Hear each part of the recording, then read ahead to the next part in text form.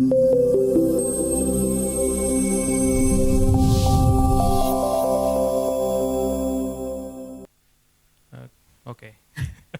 I'm hoping all of you, this is a weekend and you still are in your high spirits like yesterday.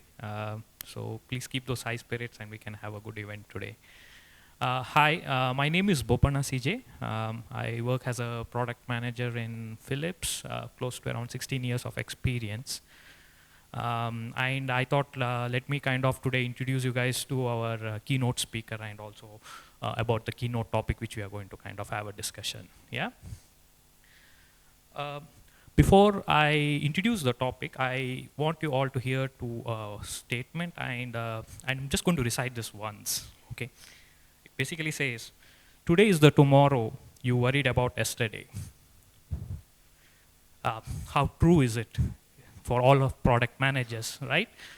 We basically spend our day-to-day work trying to think about what we need, whether we need to answer to a customer call, or do we need to basically think about the 6 months future, or do we need to worry about immediate future which I need to go and talk to our designers. Now, this need not necessarily be the case, right? We can work on strategic stuff and we can work on also the immediate stuff. And for this, there is something called an horizon concept. To talk about this more and explain to you, I'm privileged to introduce to all of you Mr. Lokesh Tripathi. Okay. To kind of give a bit of background about him, he's an alumni of IIT and IIMs, right? And he has got close to 20 years of experience in the product management role, working in various industries. So to name a few of them, they are SAP, Ariba, Symantec, and currently he is now the director of product management and product design in Intuit. He's also an avid biker, so I think if you guys want to connect him outside work, you know how to get in touch with him if you have a tuk-tuk, yeah? So without spending more time, I would like to give the stage to Lokesh Tripathi. Please welcome him with a round of applause. Thank you.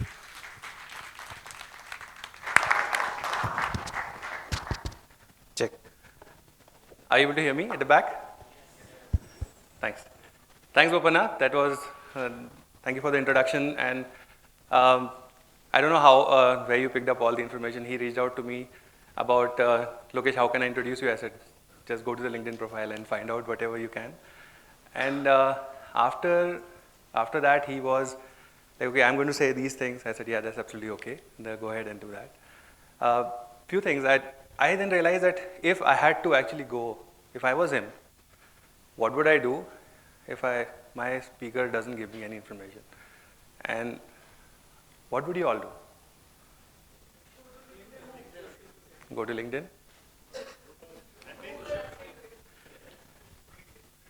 All of you are missing.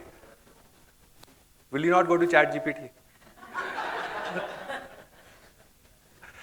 I went to ChatGPT and asked,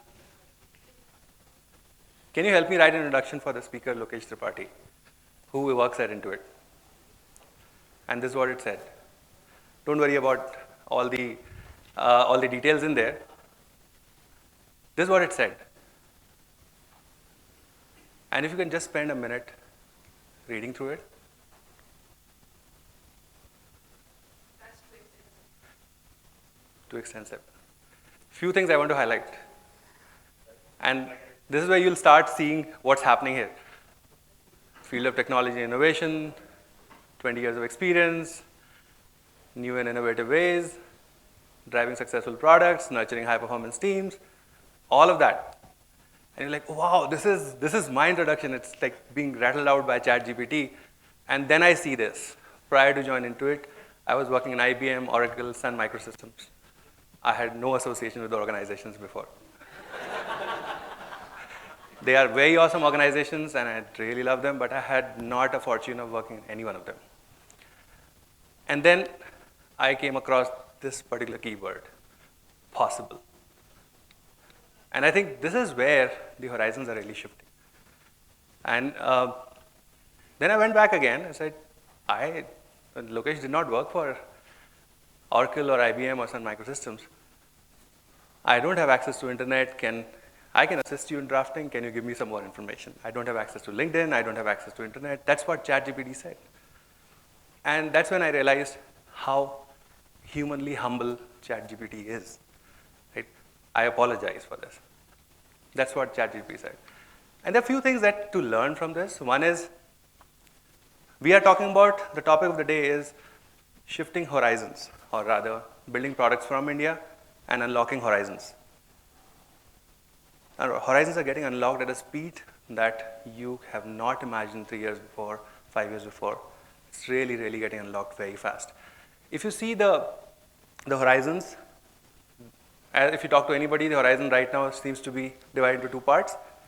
Before November 30th, 2022, and after November 30th, 2022, when the AI overlord descended ChatGPT on us. That's when the horizons are divided. But actually, horizons have got far more association and far more elaborate things, and we'll talk about some of that. First of all, again, thank you for joining Saturday morning. I know it's hard to come over on a Saturday morning, get out of your bed when you were just waiting for that weekend. So first of all, I want to thank you for coming over and spending your time in learning something from here. And this is an awesome forum. I have been part of the Product Leadership Forum for the last 8 years, almost ever since its inception. And it has been an amazing learning journey for me personally. So I'm so proud that Deepika, you have led this time, and it's come back again after the hiatus of 3 years. So I was always craving for when is this going to come back? So thank you for doing that, and you can give a round of applause back to her as well. Okay. And the whole PLF team, I know you have been backed by a tremendous team of volunteers, and this is a volunteer-driven organization, right? So it's all about, I have been a volunteer for PLF myself, and I have learned so much through these interactions. So I'm so glad that you all are investing time in doing this. We're going to talk about unlocking the horizons and building products from India. A quick show of hands, how many of you are product managers in this room? Awesome. How many of you want to be product managers? That covers almost everybody. How many of you are product managers for at least 3 years? Okay. Great. So we have a diverse audience here, and I try to spread my my discussion in the next 35, 40 minutes to cover all of this. I'll cover this in the form of 3 stories. Right. What we'll do is I'll stop after each story and take questions, so that we can keep this more interactive, and I can answer questions in more context while we are with a story. And then we move on to the next story, do the same, and come back again, connect the dots. Sounds okay? Cool. So the first story is actually, it's about building up the products from India. And surprisingly, it started for me not more than 100 meters from here.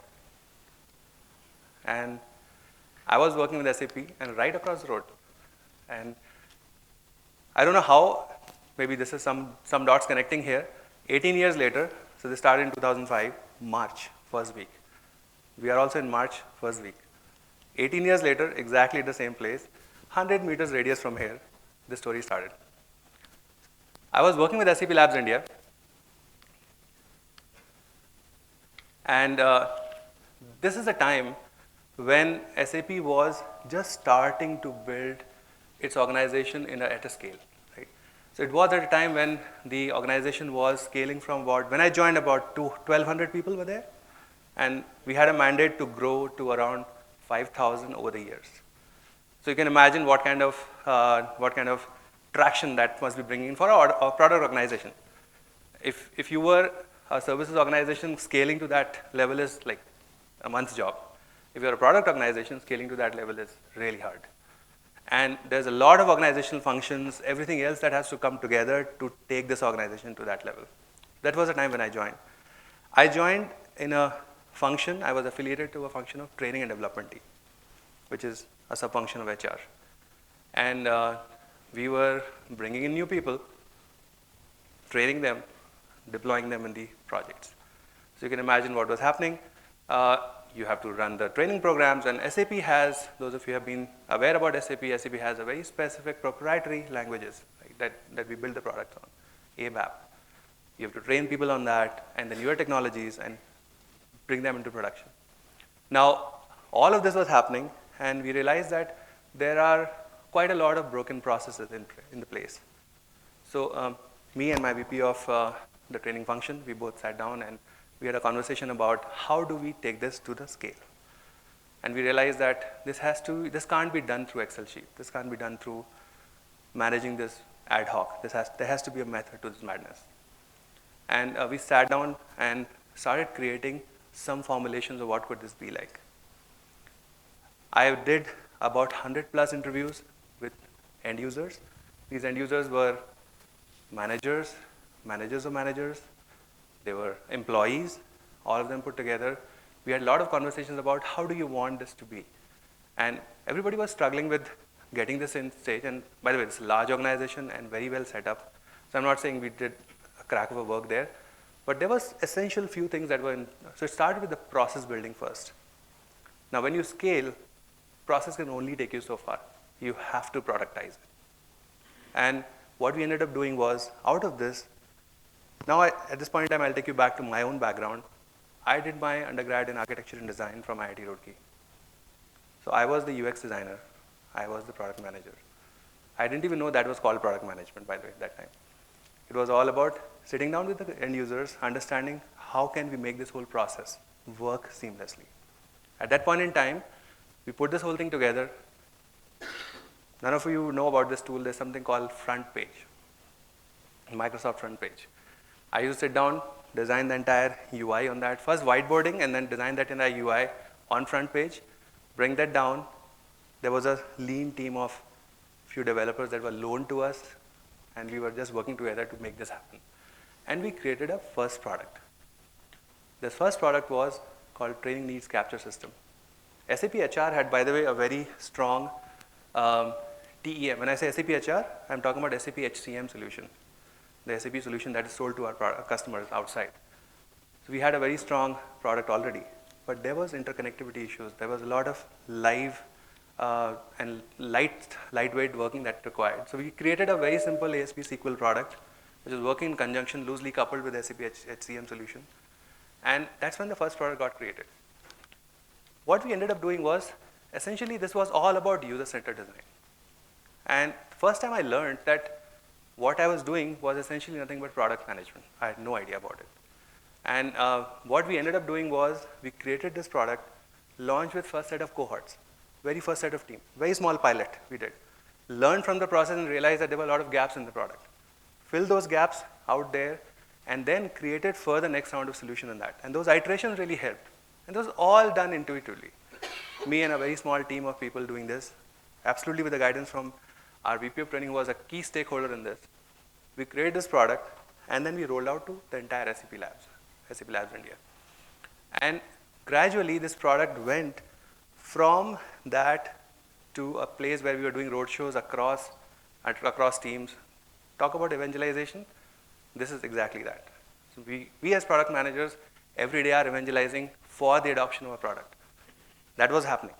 After that, what happened is, we realized that this product has really tasted success. And we started rolling it out to other labs. So there were other labs outside of SAP Labs India, in SAP Labs China, SAP Labs US, SAP Labs Germany, Waldorf. We rolled this off to a few more more labs. And we realized that this was really reaching a point where it had to be adopted. Then, this was the time when I was doing the road shows.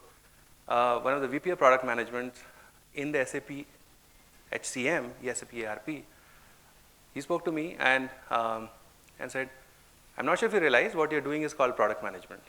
Would you like to join the product management team? And then I formally joined the PM team in SAP Labs India and SAP ERP HR solutions, and worked there for quite some time, almost about 5 years as SAP HR product manager. And I realized that this is about building products from India and unlocking the horizons. It was all anchored on this simple concept of user-centered design, which later turned out to be extension of design thinking, further more concepts about that, and today in Intuit, I'll talk more about that as well later. We're doing this like a philosophy which is ingrained across the organization. Right? What was happening here? And let's try to understand few concepts that are working here.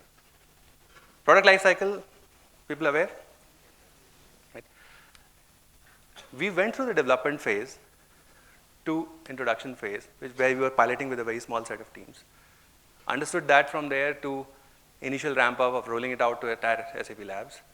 And then finally talked about how we could scale this product to a growth. It did go through its maturity, it did go through its decline. This is about 18 years back. Right? Eventually, what I learned in this whole process was that this story about building a product, which was anchored on user-centered design, focusing on your core customer, when you do that, your products have global appeal. Because the problems are not very market-centric. The problems like this are very, very global problems, and you can actually solve those global problems through such interactions. And when you focus on your customer and focus on staying with the problem statement, I think that's where you unlock many horizons. Right? This was my first lesson. Started with understanding of what is the product life cycle, anchoring all of those concepts in together. And only later on, on the hindsight, when I look back at it, and I realized that, oh, this was happening. So that when you're in the process, you're like in the thick of it, you don't realize it, but when you look back, you realize, okay, this was what was happening at that point in time. That's one personal story. Before I move on to the second story, what was actually happening here is you saw there was a pre-product market fit. We talk about PMF, right? As PMs, we all talk about PMF. That's like an anchor metric these days. But that was exactly what was happening. And once you achieve the PMF is when you actually start seeing the next stage, which is the post-PMF part where the growth happens. Right? So these two are the key two horizons, two main horizons, pre-product market fit and post-product market fit. But essentially what was happening was we were living through the entire product life cycle. I'll stop here and take any questions before we move on to story two. Are you all with me? Any questions? Yeah. Lokesh, thank you for telling your story. I think it's very helpful to kind of get a perspective that you need to have a vision and courage both to be able to try something like this. So, really appreciate you doing that. My question, and I'm not a product manager or don't come from technology background, so please bear with me with my understanding. These days, technology is moving so fast, it becomes extremely time sensitive to be able to do this. Like you realized the problem and, in the story, and you came up with a solution working with, colleagues. But sometimes when we realize that and try, there is bureaucracy in every organization. And by the time you get to a point where you're able to push for the product and get some buy-ins to kind of invest into that, somebody else might have already built the product, right? And now the fungibility is so easy with APIs and everything that you can just leverage someone else's product, rent it or lease it, what we call that, and just do that. So it reduces an opportunity from a time frame perspective for a product manager to come up with an idea and go with that. So how do you deal with situations like that and what to make things better? Great question, Arpit. Arpit is the name, right? Yeah, great question. And I think what we'll do is we'll cover part of it as we move forward, because we'll also talk about the horizon framework and how to deal with something like this. In the context of this particular story, this was anchored on a very immediate need. Right? And there was a very burning problem right there. I think what it required was to understand the problem and to stay in the problem space for a significant amount of time, not try to solution it very quickly. So the first few, I would say, weeks or months that we spent on this problem was all about staying with the problem to understand what was really happening. So I'll give you a little bit more of next layer of understanding of this. So think about what is happening when you have like hundreds of people coming in every month, and when you're trying to train them and deploy them. They have to go through certain courses. That's like a state zero problem. You're going through the courses, you go through the set of curriculum, and then you get deployed in your team. What is actually underlying it is once that is over, the need for that training is still there. Right? how do you, managers want to nominate their people for training. They want to let it go through a complete approval process. They have to also make sure that employees are asking for training. Okay? So you're looking at, you're staying in the problem space. And these things got unraveled for us as we were actually exploring this more. Because that staying in the problem space was the key to this. And the more you talk to customers, more you talk to your end users, who were the employees, who were the managers, managers of managers, VPs, they had all different needs. The hierarchy of needs was very different. And one thing that I learned in that whole process was, basically what we were talking about was, today in this context, we were basically creating an e-commerce solution. When I look back at it today, I realized that this is exactly what was happening. You had a catalog. That catalog had to be accessed by a certain set of individuals who were the users. They had to pick those courses, add them to your shopping cart, and then there was a whole order fulfillment process. And this was what was happening. We didn't realize at that point in time, me and my team, that this is exactly what we were trying to do. But essentially, that's what we were building. So there was an approval process. So once a manager assigns somebody a course, there's no approval needed because it's directly approved by the manager. But when an employee asks for a course, it has to go through a manager because there's a budget associated with it. Each training has an approximate budget, and that translates to approval process, and that translates to this getting deployed. The biggest chunk of this was the order fulfillment. And you're like, how is training related to order fulfillment? Basically, what is happening is, once that whole course is processed, then somebody needs to organize that course. You'll not believe there were hundreds of thousands of hours of training happening through this. And imagine a department which is organizing it. You have to manage the logistics of a training room, trainer, training material, all of that put together, scheduling of the courses, signing up the courses, all of that was happening inside this product. And what we learned in this case was, back to your question on how we accelerate these things because somebody else will win this market. I think starting small was the key. Once you understood the problem, we rolled out the first pilot, which was a very, very limited pilot, which was all about just understanding what was happening there. And that solved, and we got confidence in the traction that generated. And back to your question, Arpit, I think this was very much, I think at that point, there was probably already our own solution was there. Training and event management system was there in SAP HR already. But that was not catering to this need. So we learned from that what was the gap, and we filled this and made it a loosely coupled solution, which was exchanging the data between these two. And there were business APIs of the existing solution that we were leveraging and sending data back and forth. But that was essentially what was happening. And in today's world, when we are accelerating these horizons very fast, and I'll talk about that in the horizon framework that when we discuss, that how you can actually unlock some of these horizons much faster. Hope that answers. Yeah. Any other question before we move on to the next story? Go ahead.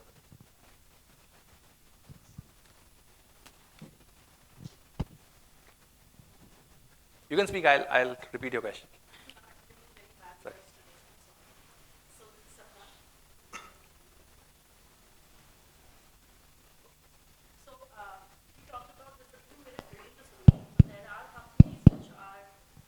There are companies which are actually taking the solutions from outside, be it SAP Labs, be it Oracle, or be it anything else, and we do implementation part. That's a huge customization what we do, which basically falls into the category of product management. So how do you think, or how do you articulate such kind of portions where we are not necessarily building it from scratch, but we are leveraging existing solutions, be it SaaS solutions, or be it ERP solutions, and then building on top of it? Like what is the perspective we need to answer? Because this is internal to our own company Right. customers. Right. So I think what you're talking about is essentially the build by partner. Right. That's the crux of that, Sapna. Right. Not everything is what you can build or you should build. Right. In this case, we ended up building this because there was a very burning need which our existing solution was not able to cater to. So we tried to, this is actually not even a build strategy, this is an extension strategy. There was an existing solution, there was a problem which it was trying to solve, not able to solve completely, so it's an extension problem. Right? It's a product extension which created a product of its own. But as most of the times you will realize that those are decisions that we go through as PMs day in, day out. There's not everything that you need to build.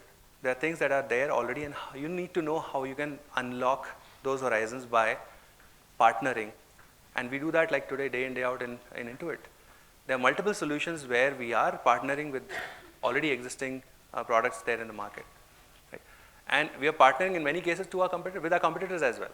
So you have to have a very clear vision of this is the place where you want to build your core, and this is an extension. So core versus context is the key.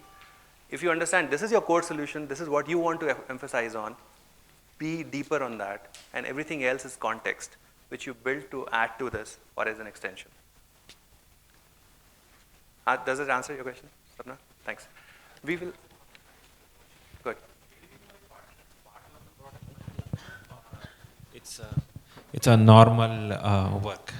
Which is very, very core part of product management. Okay. Building, whether you want to build some. They do a customization as per their own client's need, right? Yeah, if there are existing solutions which you are deploying for, see, I think her case was, Sapna's was more about internal implementation, right? Do you want to build tools for internal implementation, or do you buy your partner? For example, like you have your own company, or like somebody from the company, they buy a SAP product, Right. but they can't use it as it is. They want to do a customization to meet their own requirement. Right. So that's a part of a product management. If yes, then what it is called? Yeah, if you are a product manager on the SAP side, in this case, right, you have to think about how will your users use this product, right? And this is a very high-end enterprise product that we are talking about, right, which has a very high level of customization configurability built in. If you are a PM on a team like that, and if you're building a product like that, what you need to understand is how your end consumers are actually going to build or use this product. And that's where you keep extensions open, right? When you were talking about the APIs, if you look at how an organization like SAP builds this product is, they keep these extensions open. So there's a core product that is built, and then apart from that, the implementation of those products, there's extensions that are done through customization. Now, that requires a higher implementation cycles, right, when you go through that.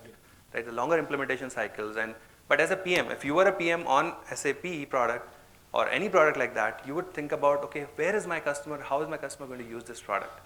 And I'll try to use that intelligence to build those configurabilities inside my product, build those extensions inside my product, so that can be extended and customized for those specific needs. Okay? But the core product will remain standard. So there's a standard product, then there's a customization product. Now think of the other side of the house.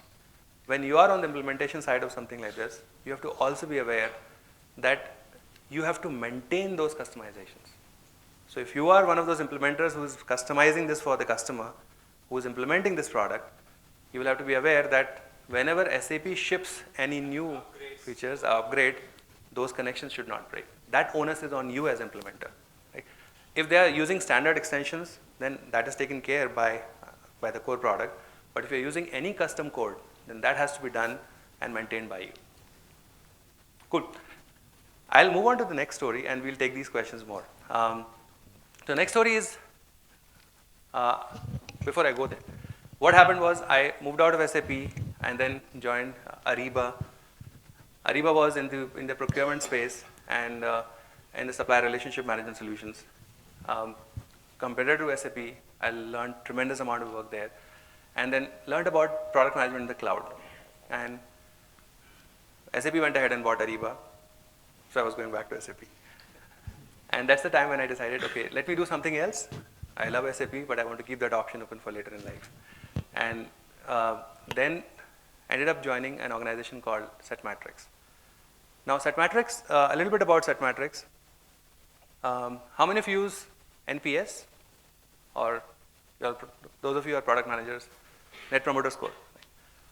So Net Promoter Score as a concept is a trademark proprietary between Fred Reichheld, who wrote that book, Ultimate Question, from which this whole concept evolved, Bain and Company, and Setmatrix. These three are the trademark owners of NPS.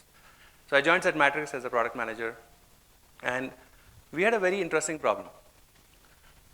This was in a startup mode, working out of India, and we were creating product for the primary market in US and UK.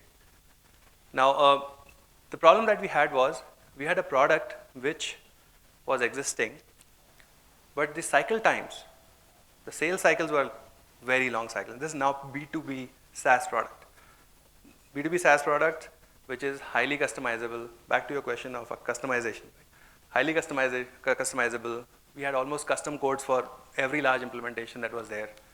And then when all of that translates to, you can imagine, high maintainability, high services cost. So this was a product which had 80% of the revenue coming from services, 20% of the revenue coming from product. And you can imagine an organization which had a split like that, right? The first challenge that was thrown to the product team was that how can you productize some of this? And this is where that learning started. We realized that you would not imagine, right? There's sometimes 6 months from the time sales has been closed to the time the customer has gone live, sometimes 9 months. And imagine that amount of time for a product, and this is in the CEM space. CEM is essentially a complement of CRM. Customer experience management is a complement of CRM. In CRM, you know what your customers are, what the customer's profile is, you know how much they pay you or which products they use. CEM is about what is their experience with your product, with your services. And what do they think about you? That's why you ask this question of NPS. How likely are you to recommend this product and service to your friends or family? 0 to 10 scale. Least likely to most likely. And this was a product which is sitting at the adjacency of the CRM solution, already a very niche product. And within that, if you have such a high services cost, you can imagine how all of that translates to. Now, so first challenge was to start doing self-serviceization of this, and again starting with the customer interviews, again starting with understanding what customers are doing today. Also understanding from our own teams, where are they struggling? Why the implementation is taking such a long time? The back and forth between the customer sign-off and implementation and go live was like very, very elaborate process. So started digging into that and finally realized that these are the components which need to be broken out, chunked out, and created as a self-serviceable component. This was an exercise of about 1.5 years through multiple iterations. And what happened?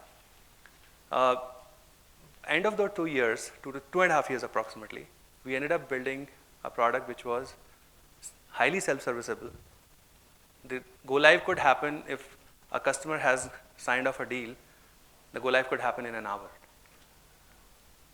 From the timeline of like 9 months to an hour. And it was completely self-service, extremely templatized, extremely modularized. All of that was built in the product. It was led completely by product management. And obviously, the key stakeholder in this was design, which ended up creating those experiences for the customer so that it becomes very easy for the products to be implemented faster. Think of this collapse of the horizons. From where you had like 9 months, 6 months of implementation time cycles to an hour and a half. A very complex case would probably go live in a day. Right? But that was all. There was extreme self-serviceability in the product. All of that kind of started to translate in further down the line, switch of the revenue and the services versus product revenue streams. Almost by the end of it, 80% started to come out of product, 20% started to come out of services.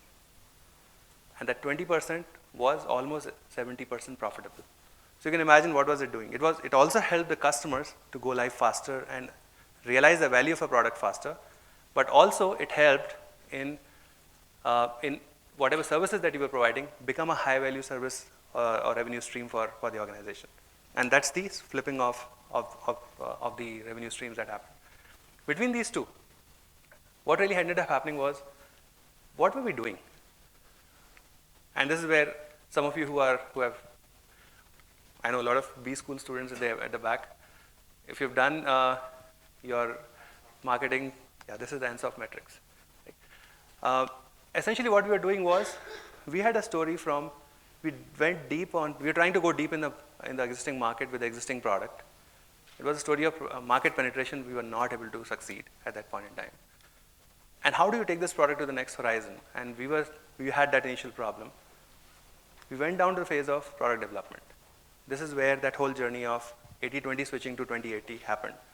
And this took us time, but it really made that transition happen for the organization. There was one more story here that happened, a sub-story. We also tried this and failed miserably. That was in red. That's why it's in red. What really happened was that we thought, okay, perfect. We got a product now, which is highly self-serviceable. We can take this. We're already winning in one market, or kind of getting traction in one market. Let's try to extend into another market. So we went to Japan. And the moment we went to Japan, we realized that there were localizations, standardization, all internationalization things that you can think about from the language to be factored in. Translation. Translation was just one part of the problem, but there was many, many more challenges that we had. So while we were trying to unlock that horizon, we realized that we made a miserable attempt at that. Why? Because we did not yet fully capitalize on the existing market. We still had a lot of headroom to grow in the existing markets, which we should have ideally done and win there. We tried to extend into another market. This thing did not work for us. But essentially what really happened was the place where we created a product, made that whole switch in the revenue streams, kind of made us very attractive. And we eventually got acquired by a very large customer CRM and the back office organization called Nice Systems. So we got acquired at the end of 5 years. That's when handshakes happened and I came out of the organization.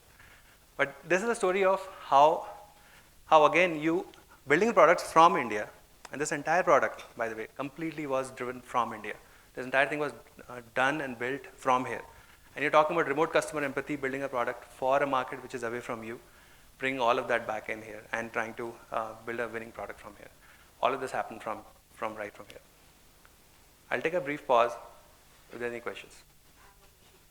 I have 2 questions. First, oh my God, that's too loud.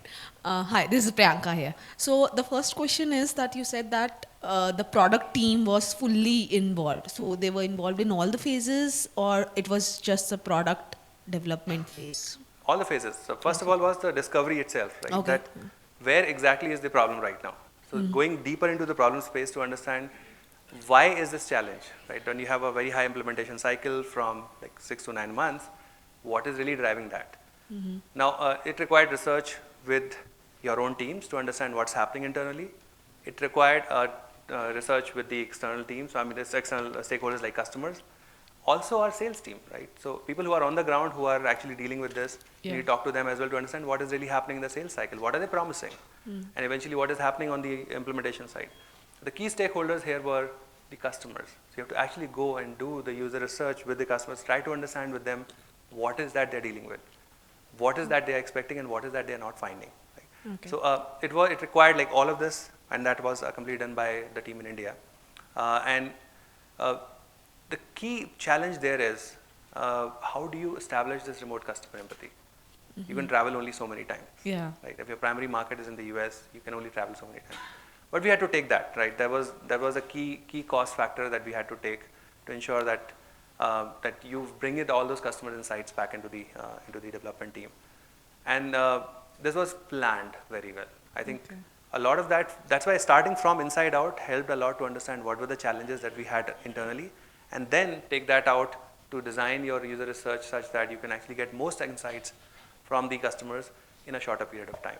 So we did like multiple US deep dive sessions to do that. And the Second second question, yeah, I answered. The second question is like when you said, right, that you guys went to Japan and you failed miserably. Are there any ways for future product owners or product managers where you can give a tip that these are the red signs, right? When you start seeing these red signs come out, maybe that market is not for the product you are doing. Is there anything, something like that, which you would have learned that because you failed, you would have seen that something has failed, so that. Yeah, no, I think, first of all, great question. What's your name? Priya. Priyak.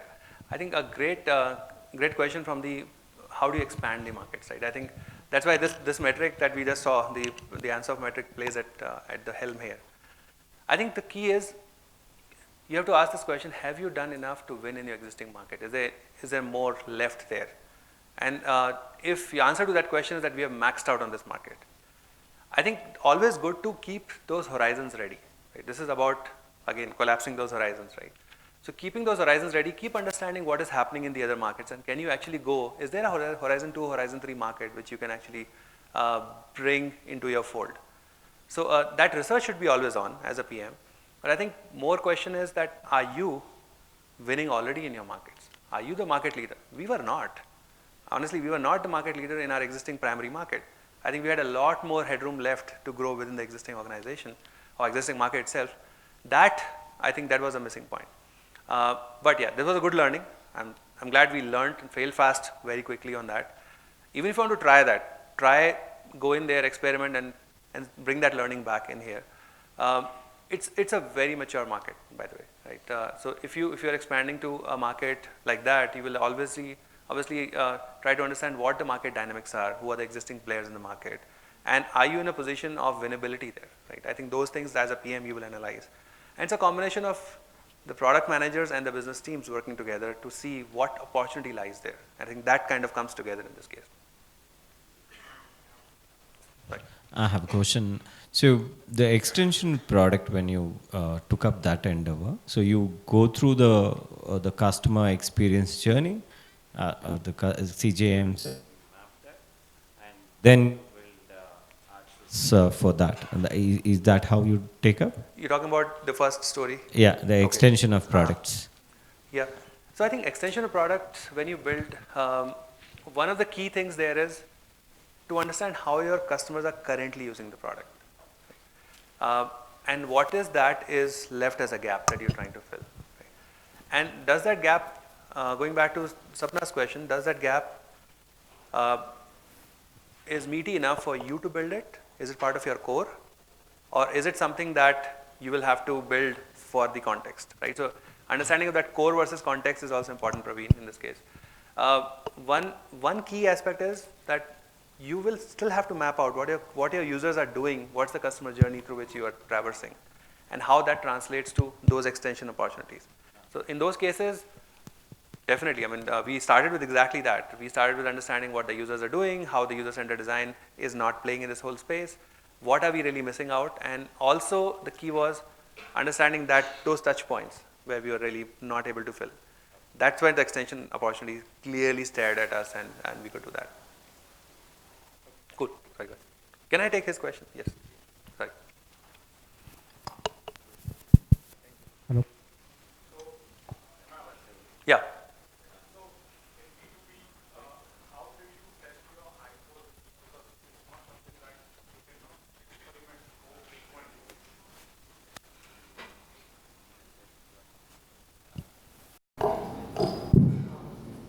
Hello.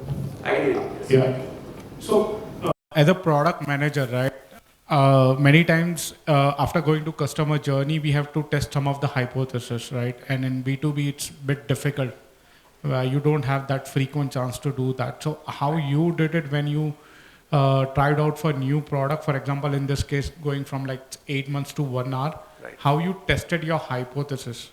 Right. Sorry, what's your name? Sagar. Sagar. Great question, Sagar.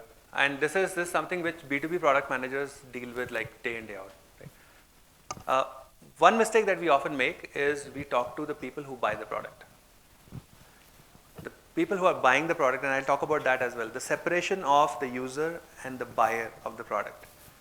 That, if that gap is very wide, right, you will realize that the more you talk to the buyer of the product, the buying center is not often connected to what's happening on the ground. Like, I think the key there is that reach out to the end users who are implementing or who are using your product day in, day out. And your learning cycle should be more focused on them. Yes, you have to also think about the buying center because eventually that's where the bill is going to be paid from. But the usage and adoption of the product will be at the end there. So I think one thing is these iteration cycles and what you're learning. When you're talking to a buyer, ask, can I connect with the end users who are actually using the product, because that's where we'll actually start to realize more value in this.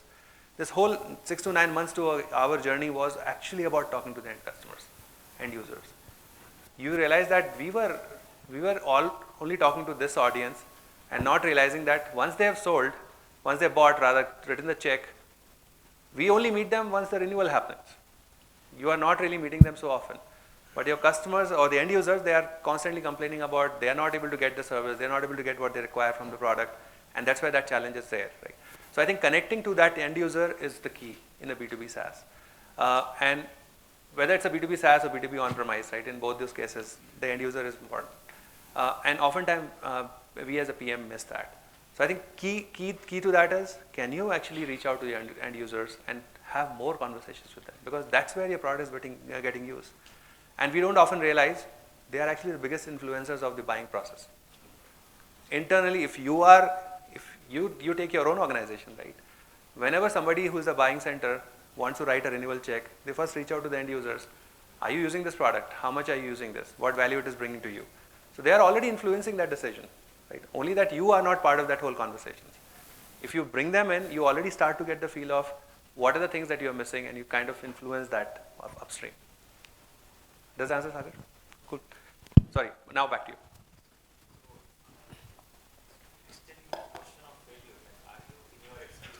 Associated with any of the failed product which you have passionately developed and which did not work, and how did you figure out that a product is not working? Like, what are the red flags you have seen? Yeah, there were multiple, and I can share some of the examples for sure. Yes. And we'll come back to that question on the failures. But there are quite a few examples of failure as well. One of this was also this experiment that we tried, and we miserably failed. And even in the current scheme of things, we do a lot of experiments at Intuit, in which we have realized early on that this is not working. We probably have to retry this again in a different way. So I'll share some more stories on that. We'll come back to this. Can I just being more conscious of the last 15 minutes? Yeah, go ahead.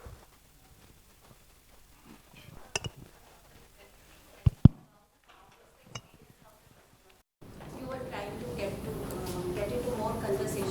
So it was basically a difference of customer experience and customer success. What is the difference between customer experience and customer success? Customer success is something which you were trying to add on by talking to. Are you referring to the product that we Yeah, we built? you just mentioned just before in the previous question that you were having more conversations with the customer about how is their experience. Right. So there is a thin line between customer experience and customer success. Is it something Got it, you okay. were Yeah, no, mentioning what I about? was referring to when I was responding to Sagar's question was that when you're focusing on just the buying center, right? That is, your customer success managers are essentially only talking to the buyers. Right. What I was talking about is that if you want to win in the B2B SaaS and create the product that is really winning, how can you relate to the end customer, right? Reaching out back. So if you are a CSM in the organization like that, or if you are PM, through your CSMs talking to the buying centers, also get an information to reach out to the end users. That is the connect that I was trying to make. Oh, okay. Thank you so much. Cool. Switching gears on the third story. And this story brings me back to Intuit. At Intuit, one of the things that we do very, very prominently is focusing on the end customer, and the story is like connected all throughout the first two stories as well. When I joined Intuit about 5 years back, I was working with a team called QB Desktop. This is a product which is primarily already available in the market for a long period of time. One of the things that we realized there is this is a product which has won a significant market share, and it is already winning in those markets, right? Essential to that, the overall portfolio of products that we had. One realization that as soon as I had was, okay, I'm getting into a place which has got an established product. So from the time when there were products which were more nascent in nature, this is a place where the story is about more established products. How do you win in a market with established products? So a few things that I'll touch upon. Going back to the the product life cycle. The product had already gone through each of these phases. Right? And what we're talking about is a product which is in the phase already winning and still growing. And by the way, there's been 5 years since I've been here, and there were people who were there before me. This product has still been winning. And we still have a story which is taking this product to the growth. When you're talking about the growth, this product is delivering a significant chunk of revenue and also a significant chunk of customer experience. So I'm coming into a product which has got an NPS of 50 plus, already winning in the market, already having a very mature audience and mature customer base. And how do you take this product to the next level? Right? These were the conversations that are happening. And we are talking about unlocking the horizons, right? So this is where I want to introduce what is called as the Horizon Framework. So this is a product in H1. At Intuit, how we think about product is there's always an H1, H2, and H3. H1 are the products which are already having high profits or high revenue certainty.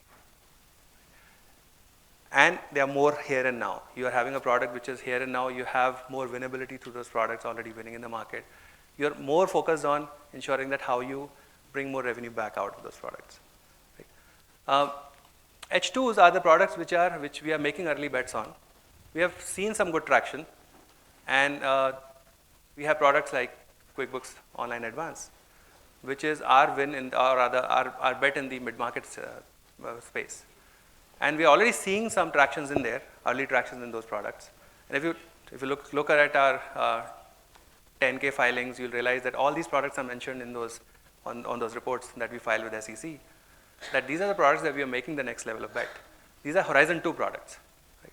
And Horizon 3 products are the ones which are far out there, which we are still experimenting, tinkering, and maybe the success rate of this will be probably less than 10%. But those are important for us to do now, because with that is where we'll realize the mission that we have for our organization of powering prosperity around the world. And how we do that is by making more experimentation in the areas which are either the new tech. So AI is not just Horizon 3 for us. AI is like deeply embedded inside our current fabric. There's a lot of H1 that is on AI. There's a lot of H2 that is on AI. And obviously H3 we are experimenting on AI. And AI, you won't be surprised that we have about more than 2 million models which are already in production with AI. We're doing like hundreds of millions of transactions on a yearly basis, which are all influenced by AI. And so AI is not like a Horizon 3, we'll start thinking about it far out. It's already right here in the fabric of the product thinking. So the Horizon 1, 2, and 3, what it made me realize was, in this story, is that there is a significant amount of chunk of possibilities which are still there in Horizon 1. So if you are a product manager, if you are thinking about horizons, how you unlock those horizons is you have to think about the H3s now. Back to your question there, right? How do you actually do this? Your H3s are going to be accelerating towards you. And sometimes these H3s will accelerate at a rate that you're not prepared for. The November 30 to 2022 moment. Right? Some of these are right staring at you, coming so fast. Or a COVID may happen, which can accelerate this much faster to you. Right? We had Horizon 3 or Horizon 2, fringe of Horizon 2 and Horizon 3 components or initiatives, which got accelerated fast enough for us, where we realized that suddenly there was a need for more customers to move online. Right? There was a need for more customers to transact online. We all moved on Zoom. Right? We all had, a lot of those things happened, like an acceleration of horizons that happened to you. And if you're not making your early bets in Horizon 3, your chances of winning when those really accelerate towards you reduces. Right? As a PM, you are unlocking those horizons by bringing those products further up, right? Or those experiments further up. So investing in Horizon 3 to bring those things up faster. Few things I want to talk about, and this is Intuit being across horizons, and that's one of the key piece of how we win. And this is a bit of a story about how we have been there. By the way, this is the 40th year. We're just celebrating 40th year of being in Intuit. And Intuit as an organization being in the ecosystem here. 40 years is phenomenal, right? And the only way you can actually win in a time frame like that is by constantly thinking about how you are accelerating those horizons towards you. And H1, H2, H3 bets are key to this. We started in the era of DOS. How many of you know about DOS? Thankfully, there's more audience here. But we started there. And this was a story of the first Horizon product that we built, Quicken. Quicken was one of the very early product, and it's grounded in customer centricity. It's grounded in the customer empathy. That there was a need for the households to realize that, and one of our founders, he realized that this is the key for us to solve for that need for household managing their finances. And that's how Quicken, the first product, was born in the era of DOS. As we started to go more deeper into it, we realized that we were expanding these products out. And one of the key things that we do in Intuit is grounding in customer empathy, follow me homes, where we actually literally follow the customers to their homes and try to see how they are using our product. That grounding in customer empathy gave us a lot of insight on how our customers are using this product. And we realized that a lot of small businesses were using the product. So we wanted to make bets on small businesses. But when you realize your existing product is also being used by the small businesses, that was a light bulb moment where we realized that there's a lot more potential and possibility in those markets. And we started to bring that in. And we made bet on the small and medium business product, which is the QuickBooks.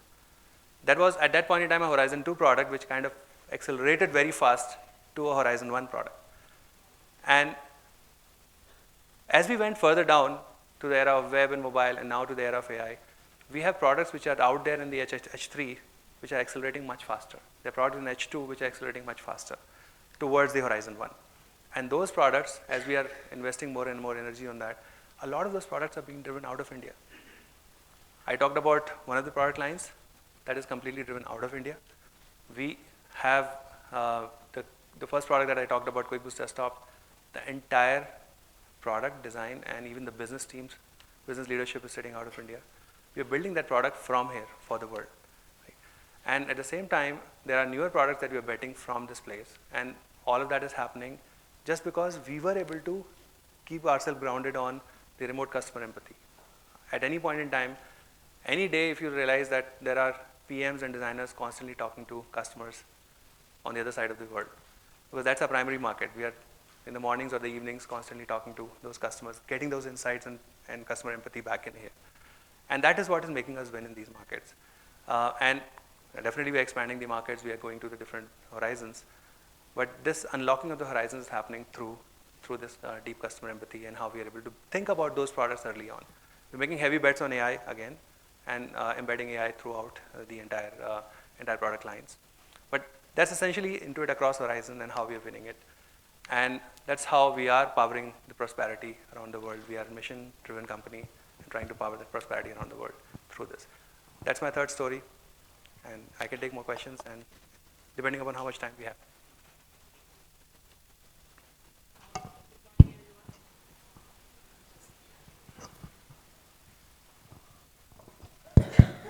Good morning. My name is Vijayana Puna. I'm from Signify. I was with Intuit for a couple of years back. My question is, the story that you shared here is about how Indian Development Center is supporting across the globe, but India is the fastest growing economy. What are your plans for Indian market especially? This reason I'm asking this question is, when I was with Intuit, we tried to integrate paybooks with the local QuickBooks online, but that didn't really move ahead as the way it is expected. Right. But what are Intuit plans? Do you have anything already available in H2 and H3 or something in the pipeline which is not presented here? Yeah. Thank you. Thank you for the question. We are invested in this market, and as you can see, we are deeply ingrained in Intuit as an organization. We just don't have a development center here. We're driving like global products from here. So Intuit, India as a market is a very, very important place. India as a geography is a very important place for us. In terms of whether we have plans or any products in there, we are constantly watching on that. Right? We are evaluating how the products are, how the ecosystem is evolving. We are evaluating how the entire, because we are in a very specific space. We are in accounting solutions, right? So the primary market is where we are right now focusing on, which is, if you take the Horizon concept, Horizon 1 markets are for us in the US, in the UK, and Canada. That's like our primary markets. And there are Horizon 2, Horizon 3 markets as well. So we are constantly watching, hopefully, whenever the time is right. One more question. We'll take one more question there. Hey, this is Balaji here. It's on the slide which you presented some time back on the new market development, right? There are these new growth models that are evolving, right? Like community-led growth is something that's happening, and a lot of B2C companies are embracing it. What are your thoughts on that? Because you yourself trying to figure out everything may be very difficult. Maybe you can embrace a community who are all like the decision makers in different companies, and you can use those community to build your products. Some thoughts around that. By the way, this was not a plug, right? He picked up a point, which, by the way, great question. Thank you. I had one more aspect to talk about after my story, and I'll probably move faster to that. When we talk about growth, right, there there are three dimensions of growth, right? Either product-led growth, market-led growth, or sales-led growth. And I'm assuming that you are probably referring to some of that here.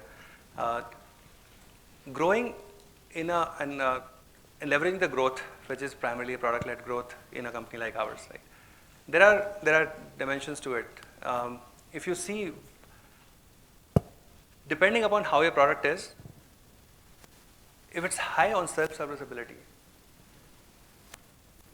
and the other dimension is the separation of user from buyer, the point that Sagar, you and I were talking about just. If this is very high on the self-serviceability, your potential to grow through your product is very high. So you can actually lead with product-led growth. I mean, you can lead with that as an accelerator. In the case where the separation from the user from the buyer is very, very broad, where the self-serviceability is low, that's where you lead with the sales and the marketing-led growth. Right? So in many B2B SaaS companies, you'll realize that the implementation cycles are so long. Right? You're pretty much selling the product now, and that gets implemented 2 years, 3 years later, right? Because they are very low on self-serviceability. Right? And in a product like ours, in Intuit, it's a B2B SaaS product, by the way, but it behaves like a B2C product. It's the way it is designed and it's implemented and consumed. It's a typical B2B SaaS product, your B2C product, right? Because our end customers, we are focusing on the small and medium businesses, which will probably realize the value of a product in a day or a couple of days, right? They'll start realizing the value faster. We have TurboTax, right, which is a product which is much fast accelerator for a typical B2C.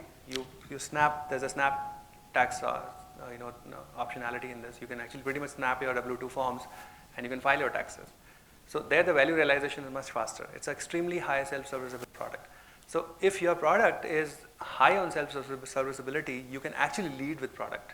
Right? That's a growth accelerator for you. Else you will rely on the marketing and the sales, which is because you are separated more from the buyer and the user, right? The user is more separate from the buyer. In those cases, you will actually focus more on the marketing and sales. Does that answer your question? By the way, that was not a plug. He probably read my mind. Okay, thank you. Thanks for being an amazing audience. Because we are a bit short of time, you can always connect with Lokesh. I'll be around. Coffee, we'll definitely ask more questions. Yeah. But thank you for being an amazing audience, and thank you for being such patient audience. I loved interacting. And thank you.